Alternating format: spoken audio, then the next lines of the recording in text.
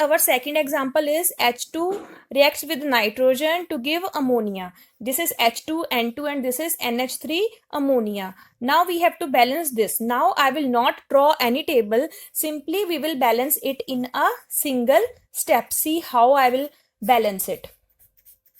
As you can see, first of all, the first step is see the maximum number of atoms which are present in this equation. The maximum number of atoms are of hydrogen. That the number is 3. Here hydrogen is having 2.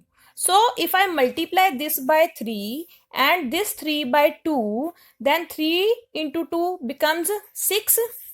Here 3 into 2 becomes 6. So the hydrogen is balanced. Now what left with hydrogen? Nitrogen is placed. Nitrogen is having 2 atoms. This side also nitrogen is having 2 atoms. So this is a balanced chemical equation. This is a balanced chemical equation. That what I have written here. You can see then I have written the states also. Here it is in gaseous state, nitrogen gaseous state, ammonia is also formed in the gaseous state. Now we are going to start with our third example. Sodium plus water gives the sodium hydroxide plus hydrogen. So the formula is sodium Na, water H2O, and sodium hydroxide is NaOH plus H2. Now how to balance it? For balancing it, first we will see that how many atoms are present here. Sodium is here, hydrogen is here, and oxygen is there. This side also same elements will be present. Now you will see that hydrogen here 2. It means hydrogen contain 2 atoms here, 1 is here. So in total it will be equal to 3. But this side what we are having? We are having 2 atoms of hydrogen. We are having in total 2 atoms of hydrogen. Here it comes 1 from this side and 2 from this side. So in total it have 3. So what we will do beta, we will simply write 2 here. When we will multiply 2 into 2, it will be equal to 4. And this side what we will do, I will write 2 here. When I write 2 here, then 2 atoms of hydrogen will be here. 2 atoms of hydrogen will be here. So it will be equal to total 4. 2 plus 2 equal to 4. This side also 2 into 2. Then it will be equal to 4. Beta, when I have written 2 in front of this, addition sign is here. So I will add it. But here you can see we have to multiply it. If I have written 2 like this and 2 is here, we will multiply it. And 2 into 2 is 4. 2 plus 2 is equal to 4. In next step, you will see that oxygen now have 2 atoms. This side also oxygen is here, it have 2 atoms. So oxygen is balanced. But in case of sodium, sodium contains 2 atoms because this 2 is not only with hydrogen. This 2 is with oxygen also and with sodium also. Okay, sodium also contain 2 atoms, oxygen also contain 2 atoms, hydrogen also contain 2 atoms.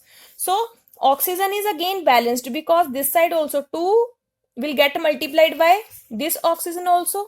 So in total oxygen is also balanced. Now what left? Only sodium left. Sodium contains 2 atoms here. So I will write here 2. Now this side also it contains 2 atoms. So how is the balancing here? 2 Na. You can see here 2 Na plus 2 H2O, 2 NaOH plus H2. That only what we have done in this equation. 2 Na, 2 H2O, 2 NaOH plus H2. Now I think that it is clear to you how to balance the equation in a single step. As beta I have told you that sodium when mixed in water, when the solvent is water, then what is formed? Aqueous solution is formed. So here NaOH is aqueous and hydrogen gas is produced. As you know, water is in liquid state and sodium is in solid state. Now I think that balancing of equation is clear to you. Last topic for today is there are some other conditions also which are present in the reactions. For example, temperature, pressure and catalyst. You will get more clear about it when I will show you the equations. Beta, these conditions: temperature, pressure, and catalyst. These conditions takes place when the reaction is going on, and we represent it on the arrow, which is here in the equation. We can represent it above the arrow or below the arrow. You can see here, when carbon monoxide reacts with hydrogen, then in the presence of, this means in the presence of 340 atmospheric pressure, atm means atmospheric pressure. Here I have written zinc oxide and chromium oxide. It means what? It means these are the catalysts. Catalysts are what? Which speed up the reaction. Normally, if these catalysts are not present here, then the speed of the reaction will be slow. So catalysts help to speed up the reaction, and as we are heating it, the temperature is mentioned here 300 degrees Celsius. At 300 degrees Celsius, then what is formed? Methanol is formed.